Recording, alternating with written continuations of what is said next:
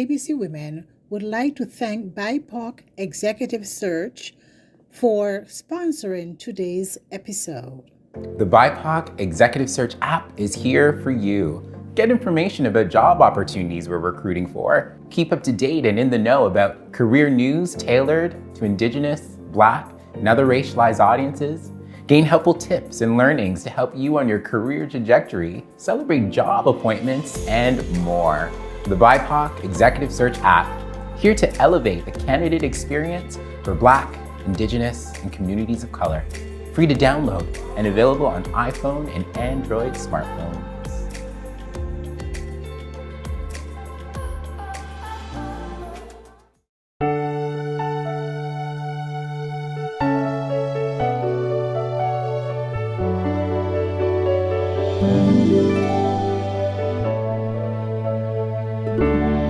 Look how far you have come on your own, but never alone.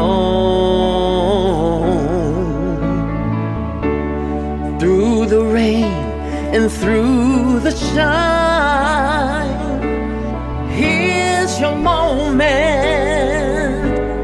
it's your time. You stood tall and now you see, standing in your destiny. 100 woman, growing strong. 100 woman, where you belong. You stood tall and now you see, you have reached your destiny, woman.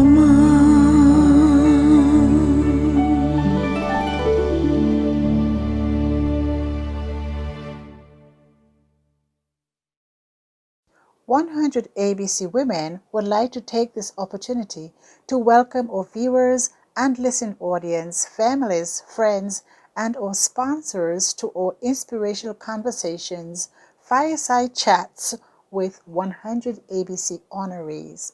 100 Accomplished Black Canadian Women is a bold initiative created by the co-authors, the Honorable Dr. Jean Augustine, a former MP, Donna Jones-Simmons, a corporate diversity executive, and Dr. Denise O'Neill-Green, Vice President, Equity and Community Inclusion at Ryerson University. Our mission is to celebrate and archive the professional accomplishments of trailblazing Black women from all across Canada. The goal is to create an ever-expanding database available for current and future generations via print media, public and private libraries, as well as a website, which is www.100abcwomen.ca. We are pleased to bring you a series of fireside chats which include conversations around education, healthcare, entertainment, creative arts, legal, technology, entrepreneurship, diversity and equity, media, engineering, politics, sports, and so much more. These, we know, are topics that matter to us and to you. These educational and inspirational conversations will be made available to all current and future generations via our 100 ABC YouTube channel. This is a great way to learn from our elders, brilliant-minded and accomplished Black Canadian women. Please join me as we welcome Dr. Karline Wilson-Mitchell, moderator for today's session. She is the Director and Associate Professor in Midwifery at Ryerson University. Dr. Karline Wilson-Mitchell. It is such a pleasure to welcome our special guests today to discuss with us in a health panel what kinds of coping mechanisms and strategies they've used to keep healthy and resilient, especially at a time like this in Canadian history, our unprecedented COVID-19 pandemic. We have with us Nicole Waldron, who has been an events specialist, an activist, a producer, manager, motivational speaker, and very much involved in research and development in her consulting work.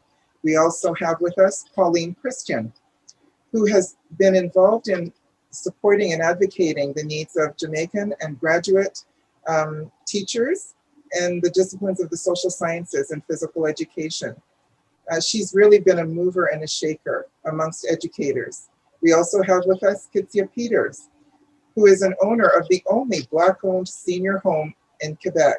She's also called upon as a consultant for equity, Karline Wilson-Mitchell, who continues to work with the school board in really helping people to cope with this changing environment we're in. So I'd like to ask our first panelist, Nicole Waldron. Many of us, like you, are in that generation in between. We're looking after growing children and aging family members.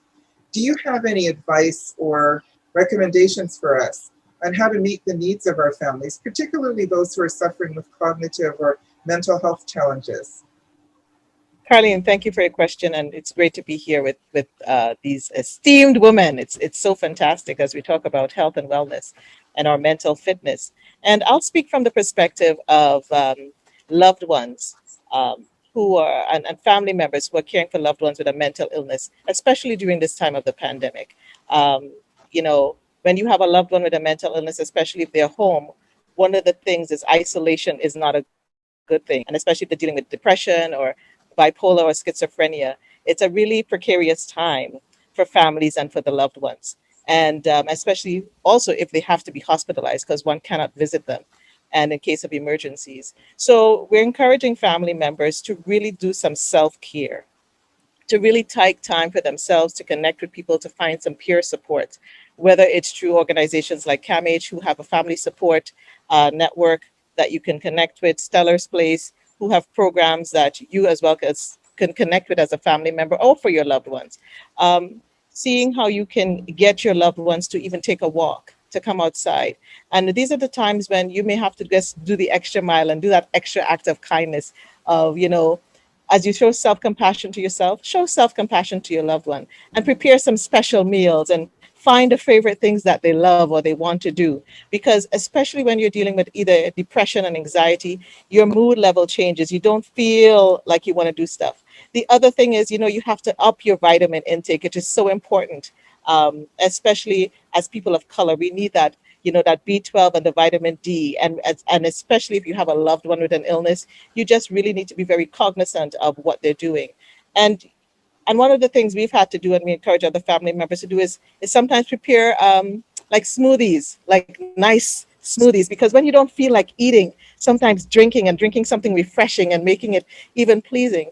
And I say to those who are out there and you know of a loved one, a friend or a family member who has a loved one with a mental illness, do some acts of kindness. Bring to them some flowers, send them a care package. It doesn't matter what it is. It could be a fruit basket. Send them a gift card just because those are the things that will bring light into people's lives. Send them some flowers. So it may seem basic, but those are the things that can help refresh our minds. And then we have to also mind our thoughts. You know, I do a mind fast. Think about what I'm thinking. Think about what I'm watching. You know, recognizing that laughter is healthy, laughter is key, laughter just gets, you know, our endorphins going, and finding the right people, finding the iron sharpness in your life, like women like yourself, like friends who understand what you're going through, that you can just be real. And then sometimes it's have a good cry. You know, it's always good to have a good cry. And if the day is going really bad, take another shower, change your clothes, start your day again. It's just some simple things that we just need to rejuvenate and re-gear ourselves as, especially when I speak from the lens of family members, and even for myself, I've had to do that. And there are times when you just need to take a time out. Take a time out, do nothing. Stay in your pajamas, order something in, because our mental fitness takes on so many levels. Watch what you eat, watch what you listen to, physically, mentally, and spiritually. And that's some of what I would say right now as we start this conversation. That is just stellar. Thank you so much, Nicole. I'm going to take some of those tips seriously. And they're encouraging for family members as well. They're just all sorts of ways of passing on the love. I wanted to ask you, Pauline, you've had to almost reinvent the way you work and the way you interact with people and loved ones as well, and family and faith community. What are some of the ways you had to learn some new tricks or tips in order to engage and to do what you do so well? It seems, thank you for that question, Karline. I must say that with my life, it seems like I attract catastrophes, and Nicole and many of the other women who know me quite well will know that, I've had some really terrible experiences throughout my life. And I'll just start with one, like with my husband. My husband got sick, just coming off a cruise, and the man went from a healthy person to being in a wheelchair overnight with no answers to that. And I'm working in corporate Canada, having to deal with that, having 2 kids in university and a mother that is 80-year-old that I have to take care of. And then corporate Canada decides to kind of slight you on the side as to, with this high profile job, you need to be in the office. And then you have to find a way around all that. And then suddenly your walls start to fall right there, right? And so with some of these experiences and many more that some of you may know that I have to deal with. So when it comes to COVID, right? COVID is like, you're just one of them. So for me, because of my outlook to life, and I believe I'm very spiritual, I believe in a purpose-driven life. I believe that I'm a part of a master plan. I'm the oldest person maybe around this virtual table right now. Right? But I believe that I'm a part of a master plan, and I'm not going to take up your vex bubble, and I'm going to be a part of it, right? So whatever comes on my plate, it's designed for me. So if it's designed for me, and I believe that we as a people, especially we as women, are some of the, we're the best on the planet.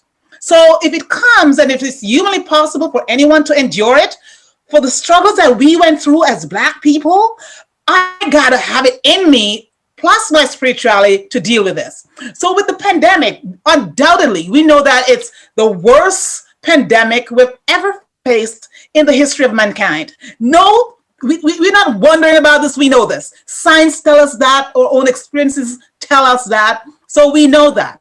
So we know that in order to deal with this, plus all the other experiences that I have had, I know that I have to go deep within me to find that within the spiritual context, to see how do I line up in terms of scoping the whole situation at hand, and wonder if it's humanly possible to make this happen. It's in me, because I'm created and designed for all this. So I believe in self-care, and I know that Nicole mentioned about that. I totally believe in self-care. Call me that I'm all about myself, it's okay.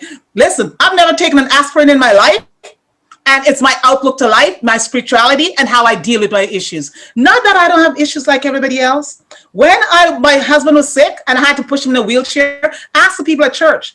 I had someone in my home to help me take care of that. I didn't go out there blaming this and blaming that. Why did this happen? People could wonder. These community people always giving. How did that happen?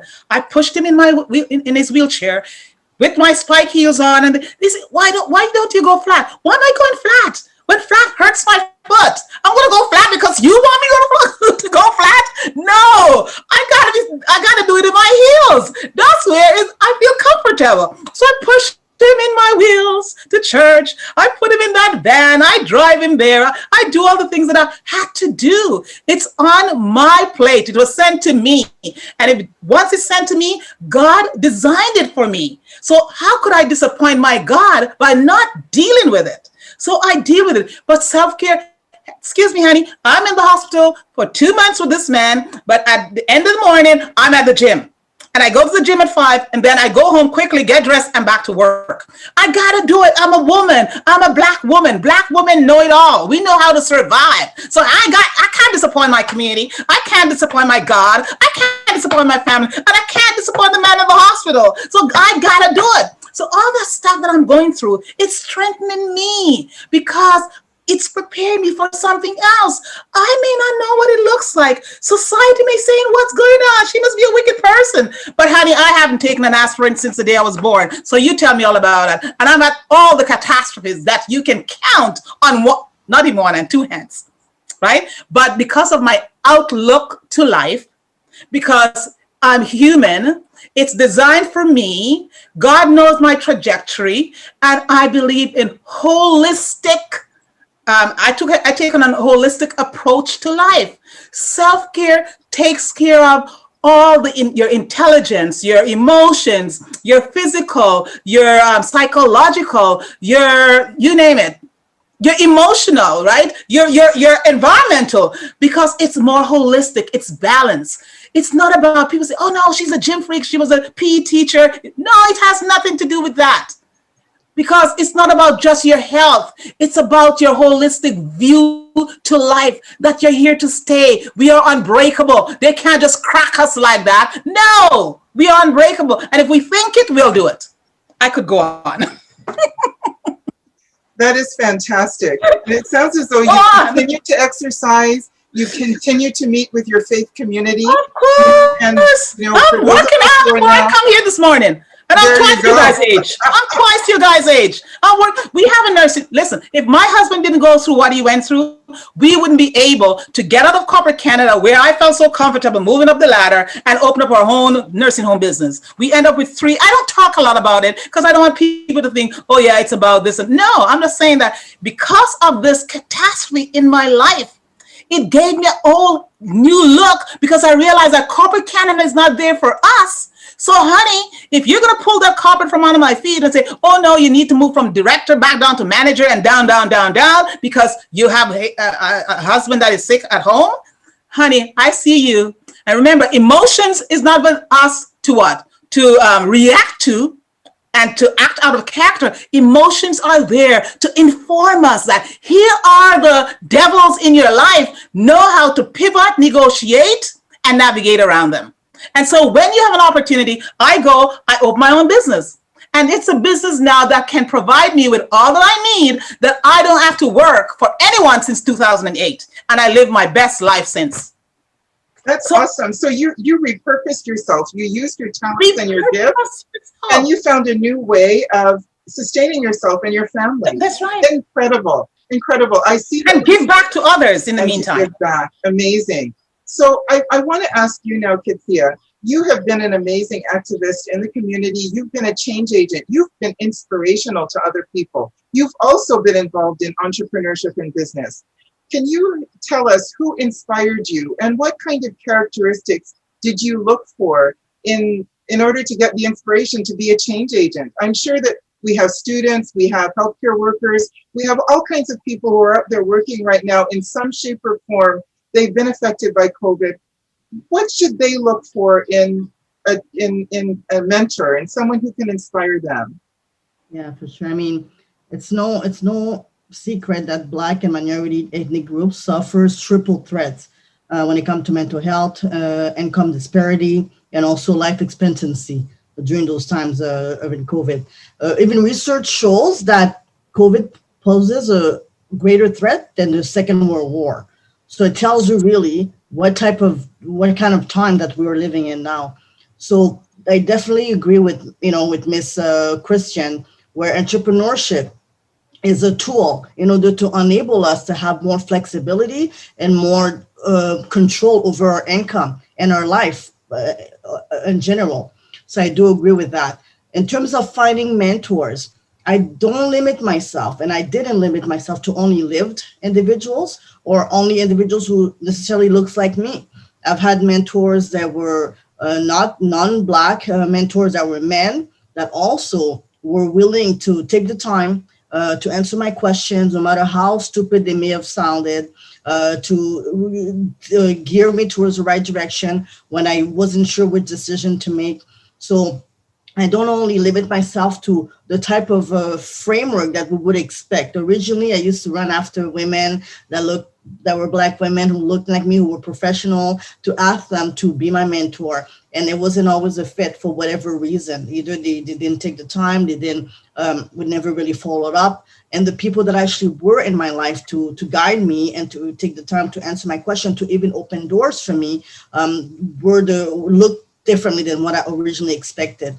So I don't only focus on that, but I also go towards like people that are not alive anymore, through books, through audiobooks, through different seminars, different, YouTube videos that I read, that I listen to. So I really look for different avenues to get the information and the knowledge that I need in order to move forward and to bring forward the ideas that I'm looking to implement. So that's one way that I do it. And I think that some of the qualities that you may want to be looking to in a mentor, at the end of the day, someone who's willing to take the time. You have to be patient. The person has to be patient. And I'm a mentor myself today. I take the time to call, to talk to the young women who needs guidance, who have questions.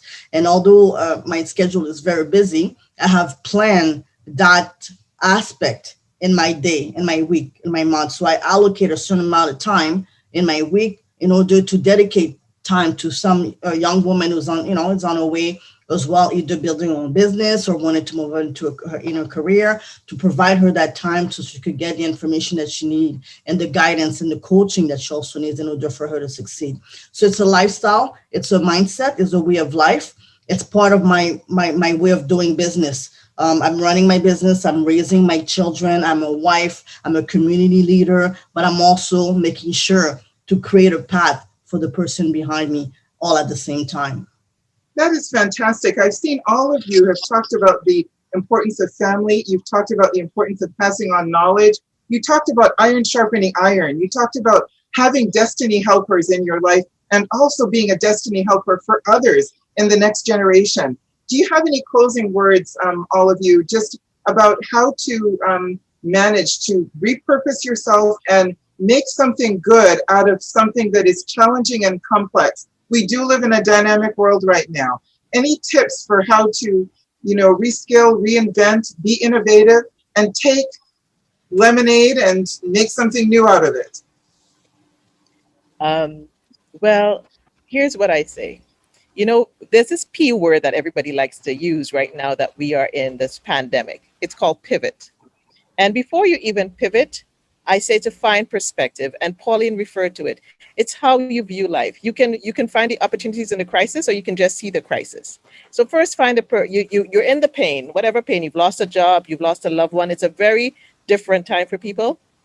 Then find a perspective, and if you can't find a perspective yourself, get someone to help you find that new perspective on life.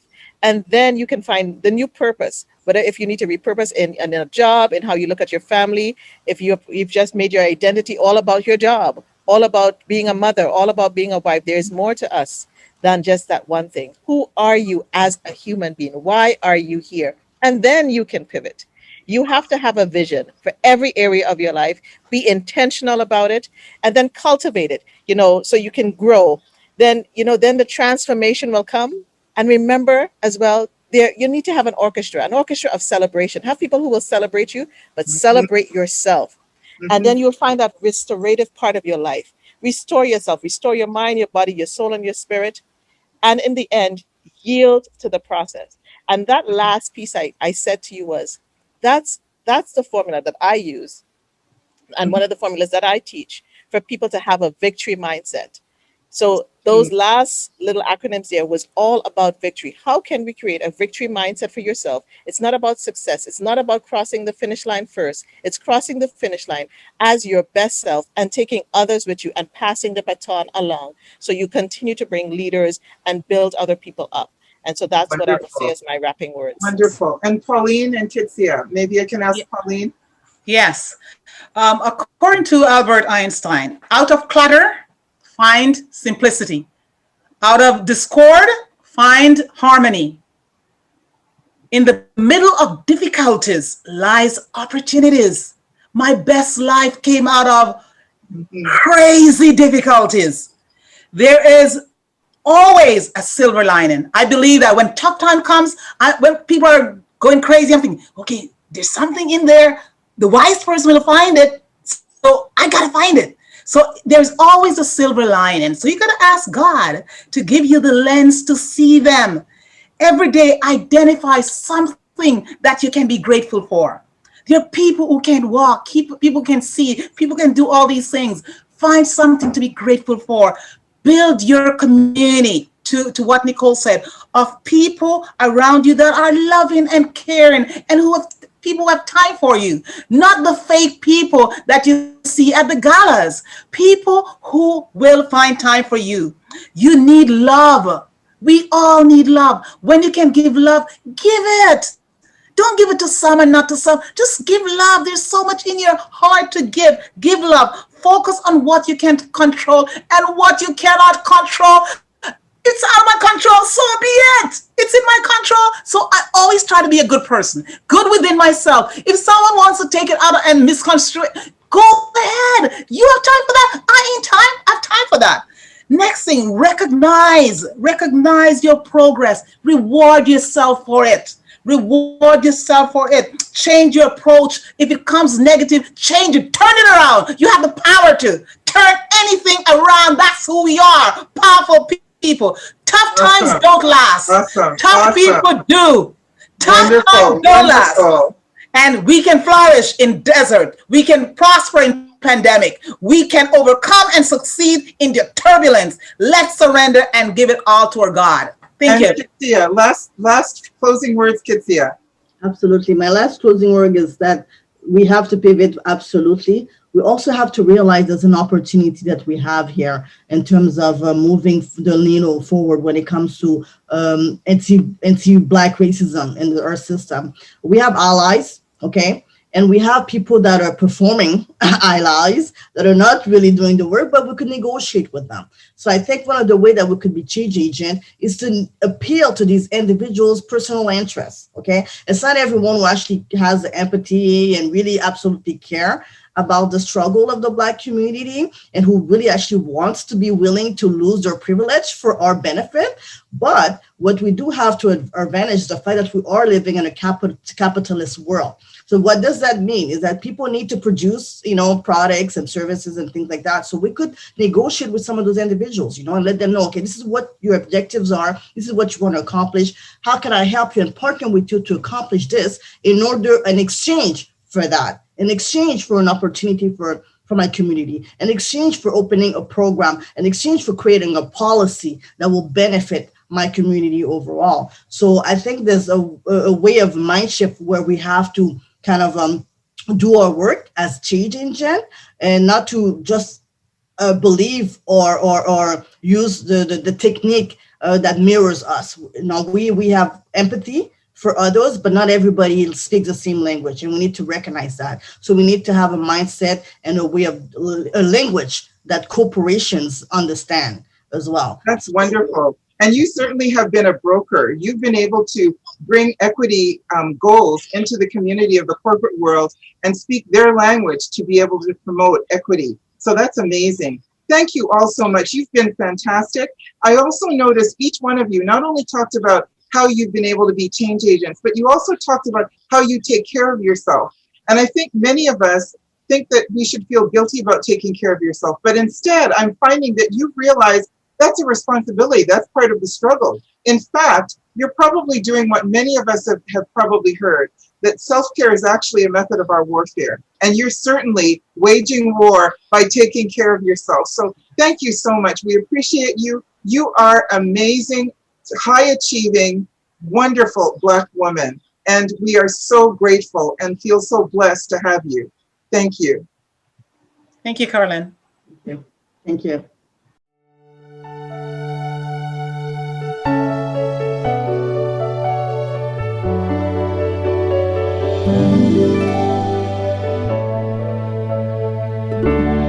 Look how far you have come on your own, but never alone. Through the rain and through the shine, here's your moment, it's your time. You stood tall and now you see, standing in